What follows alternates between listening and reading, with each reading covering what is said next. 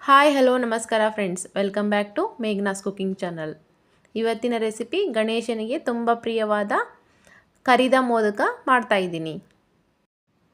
ಈ ಕರಿದ ಮೋದಕನ ಗಣೇಶ ಚತುರ್ಥಿ ಹಾಗೆ ಸಂಕಷ್ಟಹರ ಗಣೇಶ ಚತುರ್ಥಿ ಇದ್ದಾಗ ಮಾಡ್ತಾರೆ. ಈ ಗಣೇಶನಿಗೆ ಈ ಮೋದಕ ಅಂದರೆ ತುಂಬಾ ಇಷ್ಟ. ಇದು ಅತ್ಯಂತ ಶ್ರೇಷ್ಠವಾದ ನೈವೇದ್ಯ ಕೂಡ ಅಂತ ಹೇಳ್ಬೋದು. ಈ ರೆಸಿಪಿನ ಹೇಗೆ ಮಾಡೋದು ಅಂತ ತೋರಿಸ್ತೀನಿ ಬನ್ನಿ. ಮೊದಲಿಗೆ 1.5 ಬೌಲಷ್ಟು ಮೈದಾ ಹಿಟ್ಟನ್ನ ತಗೋತಾ ಇದ್ದೀನಿ. ನಿಮಗೆ ಕಲಸಿಟ್ಟು ಮಾಡೋಕ್ಕೆ ಟೈಮ್ ಇದ್ದರೆ ನೀವು ಸ್ವಲ್ಪ ಚಿರೋಟಿ ರವೆನ ಆ್ಯಡ್ ಮಾಡ್ಕೋಬೋದು. ಇಲ್ಲಪ್ಪ ನಮಗೆ ಟೈಮ್ ಇಲ್ಲ, ಒಂದು half an hour 1 hour time ಇದೆ ಅಷ್ಟೇ ಅಂದರೆ ಬರೀ ಮೈದಾ ಹಿಟ್ಟನ್ನ ಹಾಕಿ ಅದಕ್ಕೆ ಸ್ವಲ್ಪ ಎಣ್ಣೆನೂ ಹಾಕಿ ಕಲಿಸ್ತಾ ಇದ್ದೀನಿ. ಇವಾಗ ಬೇಕಾದಷ್ಟು ನೀರನ್ನ ಹಾಕ್ಕೊಂಡು ಸ್ವಲ್ಪ ಗಟ್ಟಿಯಾಗಿ ಕಲಿಸ್ಕೋಬೇಕು. ಗಟ್ಟಿಯಾಗಿ ಕಲಿಸ್ಕೊಂಡು ತೆಳುವಾಗಿ ಉದ್ದಿ ಕರಿಯೋದ್ರಿಂದ ಕ್ರಿಸ್ಪಿಯಾಗಿ ಬರುತ್ತೆ. ಈ ರೀತಿ ನೈವೇದ್ಯಕ್ಕೂ ಆಗುತ್ತೆ, ಹಾಗೆ ಮಕ್ಕಳಿಗೆ ಹೋಗ್ತಾ ಬರ್ತಾ ತಿನ್ನೋಕ್ಕೆ ತುಂಬಾ ಇಷ್ಟಪಡ್ತಾರೆ. ಈ ರೀತಿ ಗಟ್ಟಿಯಾಗಿ ಕಲಿಸ್ಕೋಬೇಕು.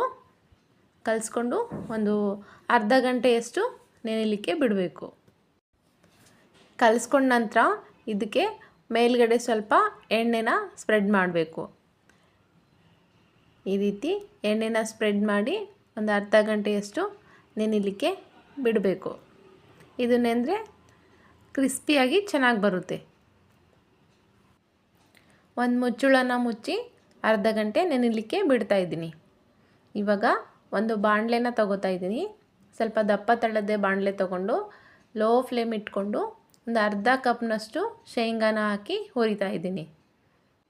ಈ ರೀತಿ ಫುಲ್ ಲೋ ಫ್ಲೇಮಲ್ಲಿ ಇಟ್ಕೊಂಡು ಶೇಂಗಾನ ಫ್ರೈ ಮಾಡಬೇಕು. ಅದು ಲೈಟ್ ಬ್ರೌನ್ ಬರೋ ತನಕ ಸ್ವಲ್ಪ ಫ್ರೈ ಮಾಡಬೇಕು. ಈ ರೀತಿ ಬರಬೇಕು. ನಂತರ ಒಂದು ಪ್ಲೇಟ್ಗೆ ಎತ್ತಿಟ್ಕೊಂಡು ಸ್ವಲ್ಪ ಆರಿದ ನಂತರ ಸಿಪ್ಪೆನ ತೆಗೆದು ಒಂದು ಬೌಲಿಗೆ ಹಾಕಿಟ್ಕೋಬೇಕು. ಮತ್ತು ಅರ್ಧ ಕಪ್ನಷ್ಟು ಕರಿ ಎಳ್ಳನ್ನ ತಗೋತಾ ಇದ್ದೀನಿ. ಈ ಕರಿ ಎಳ್ಳನ್ನು ಅಷ್ಟೇ ತುಂಬ ಹೊತ್ತು ಹಿಡಿಯಲ್ಲ ಹುರಿಯೋಕ್ಕೆ. ಹಾಗಾಗಿ ದಪ್ಪ ಬಾಣಲೆ ಇರೋದ್ರಿಂದ ಮೊದಲಿಗೆ ಕಾದಿರುತ್ತೆ. ಗ್ಯಾಸ್ನ ಆಫ್ ಮಾಡಿಕೊಂಡು ಒಂದು 2 ಮಿನಿಟ್ಸ್ ಅಷ್ಟೇ ಫ್ರೈ ಮಾಡ್ಕೋಬೇಕು. 2 ಮಿನಿಟ್ಸ್ ಫ್ರೈ ಆದ ನಂತರ ಒಂದು ದೊಡ್ಡ ಬೌಲಿಗೆ ಇದನ್ನು ಟ್ರಾನ್ಸ್ಫರ್ ಮಾಡ್ತಾಯಿದ್ದೀನಿ. ಈ ರೀತಿ ಟ್ರಾನ್ಸ್ಫರ್ ಆದ ನಂತರ ಒಂದು ಅರ್ಧ ಗಂಟೆ ಆರಲಿಕ್ಕೆ ಬಿಡಬೇಕು. ಇದು ಆರಿದ ನಂತರ ಇದಕ್ಕೆ ಅರ್ಧ ಬೌಲಷ್ಟು ಕಡಲೆಪಪ್ಪನ್ನ ಹಾಕ್ತಾಯಿದ್ದೀನಿ. ಹಾಗೆ 1 ಬೌಲಷ್ಟು ಒಣ ಕೊಬ್ಬರಿನ ಸಣ್ಣಕ್ಕೆ ತುರಿದ್ಬಿಟ್ಟು ತೊಗೊತಾ ಇದ್ದೀನಿ. ಹಾಗೆ ಮೊದಲಿಗೆ ಹುರಿದಿರೋ ಶೇಂಗಾನ ಸಿಪ್ಪೆ ಬಿಡಿಸಿ ಇದರಲ್ಲಿ ಹಾಕ್ತಾಯಿದ್ದೀನಿ. ಮತ್ತು ಅರ್ಧ ಬೌಲಷ್ಟು ಪುಡಿ ಮಾಡಿರೋ ಬೆಲ್ಲನ ಹಾಕಿ ಈ ರೀತಿ ಚೆನ್ನಾಗಿ ಕೈ ಆಡಿಸ್ತಾ ಇದ್ದೀನಿ. ಈ ರೀತಿ ಡ್ರೈ ಮಿಕ್ಸ್ ಮಾಡಿಕೊಂಡು ನಂತರ ಒಂದು ಜಾರ್ನ ತಗೋಬೇಕು. ಜಾರ್ನ ತಗೊಂಡು ಇದಕ್ಕೆ ಈ ಡ್ರೈ ಮಿಕ್ಸ್ ಮಾಡಿರೋ ಎಲ್ಲ ಪದಾರ್ಥನೂ ಹಾಕೋಬೇಕು.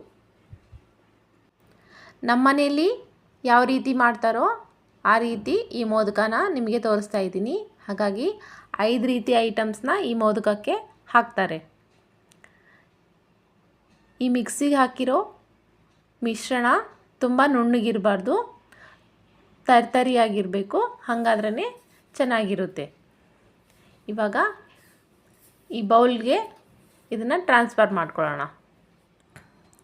ಕಲಸಿಟ್ಟಿರೋ ಹಿಟ್ಟು ಅರ್ಧ ಗಂಟೆ ಆದರೂ ನೆನಿಬೇಕು. ಅರ್ಧ ಗಂಟೆ ನೆನೆದ ನಂತರ ಈ ರೀತಿಯಾಗಿರುತ್ತೆ. ಇವಾಗ ಒಂದು ಸ್ವಲ್ಪ ಪೋರ್ಷನ್ ತಗೊಂಡು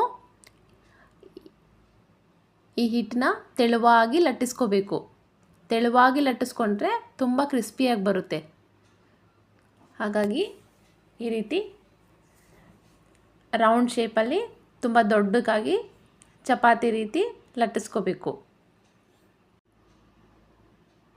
ಈ ರೀತಿ ಚಪಾತಿ ಥರ ತುಂಬ ತೆಳ್ಳಗೆ ಲಟ್ಟಿಸ್ಕೋಬೇಕು. ಲಟ್ಟಿಸ್ಕೊಂಡ ನಂತರ ಒಂದು ಬೌಲ್ನ ತಗೋಬೇಕು. ತಗೊಂಡು ಅದು ಎಡ್ಜು ಶಾರ್ಪ್ ಇರಬೇಕು. ಆ ರೀತಿ ಬೌಲ್ನ ತಗೋಬೇಕು. ತಗೊಂಡು ಈ ರೀತಿ ಪ್ರೆಸ್ ಮಾಡಬೇಕು. ಈ ರೀತಿ ಪ್ರೆಸ್ ಮಾಡೋದ್ರಿಂದ ಎಲ್ಲ ಮೋದಕನೂ ಒಂದೇ ಸೈಜು ಒಂದೇ ಶೇಪು ಇರುತ್ತೆ. ಹಾಗಾಗಿ ಈ ರೀತಿ ಮಾಡೋದ್ರಿಂದ ಟೈಮೂ ಸೇವ್ ಆಗುತ್ತೆ. ಫಾಸ್ಟಾಗೇ ಮಾಡ್ಬೋದು. ಮಕ್ಕಳ ಸ್ನ್ಯಾಕ್ಸ್ ಬಾಕ್ಸಿಗೆ ಹಾಕೋಕ್ಕೂ ತುಂಬಾ ಚೆನ್ನಾಗಿರುತ್ತೆ. ಈ ರೀತಿ ಡಿಫ್ರೆಂಟಾಗಿರೋದ್ರಿಂದ ನೋಡೋಕ್ಕೆ ಚೆನ್ನಾಗಿ ಕಾಣಿಸೋದ್ರಿಂದ ತುಂಬ ಇಷ್ಟಪಟ್ಟು ತಿಂತಾರೆ. ಹಾಗೆ ಹೆಲ್ತಿ ರೆಸಿಪಿ ಕೂಡ ಹೌದು. ಇವಾಗ ಈ ರೀತಿ ಕಟ್ ಮಾಡ್ಕೊಂಡ ನಂತರ ಒಂದೊಂದು ಸ್ಪೂನಷ್ಟು ಪೌಡ್ರನ್ನ ಇದರಲ್ಲಿ ಹಾಕಿ ಈ ರೀತಿ ಸೀರೆ ನರಿಗೆ ಮಾಡ್ತೀವಲ್ಲ ಆ ಥರ ನರಿಗೆ ಥರ ಮಾಡಿ ಜಾಸ್ತಿ ಪ್ರೆಸ್ ಮಾಡಬೇಕು. ಜಾಸ್ತಿ ಪ್ರೆಸ್ ಮಾಡದೇ ಇದ್ದರೆ ಎಣ್ಣೆಲಿ ಹಾಕಿದಾಗ ಬಿಟ್ಕೊಳ್ಳೋ ಚಾನ್ಸಸ್ ಇರುತ್ತೆ. ಹೀಗೆ ಒಂದೊಂದಾಗೆ ನಾನು ಮಾಡಿಡ್ತಾಯಿದ್ದೀನಿ. ಈ ರೀತಿ ಮಾಡಿಕೊಂಡು ಮೇಲ್ಗಡೆ ಚೂಪದಾಗಿ ಮಾಡ್ಕೋಬೇಕು. ಈ ಥರ ಮಾಡಿದ್ರೇ ಮೋದಕ ಥರ ಕಾಣುತ್ತೆ. ಇವಾಗ ಎಣ್ಣೆ ಕಾದಿದೆ. ಎಣ್ಣೆಲಿ ಒಂದೊಂದಾಗೆ ಬಿಡ್ತಾಯಿದ್ದೀನಿ. ಎಣ್ಣೆ ಫುಲ್ ಹೈ ಫ್ಲೇಮಲ್ಲಿ ಇಟ್ಕೊಂಡು ಜಾಸ್ತಿ ಬಿಸಿಯಾಗಿದ ನಂತರ ಮತ್ತೆ ಲೋ ಫ್ಲೇಮಲ್ಲಿ ಇಟ್ಕೊಂಡು ಈ ರೀತಿ ಒಂದೊಂದಾಗಿ ಬಿಟ್ಕೊಂಡು ಕರಿಬೇಕು. ನಿಧಾನ ಉರಿಲಿ ಕರಿಯೋದ್ರಿಂದ ಒಳಗಡೆ ಎಲ್ಲ ಬೆಂದು ಟೇಸ್ಟು ಚೆನ್ನಾಗಿ ಬರುತ್ತೆ. ಈ ರೀತಿ ಫುಲ್ ಬ್ರೌನ್ ಕಲರ್ ಬರಬೇಕು. ಆ ರೀತಿ ಒಂದೊಂದಾಗೇ ಚೆನ್ನಾಗಿ ಫ್ರೈ ಮಾಡಬೇಕು.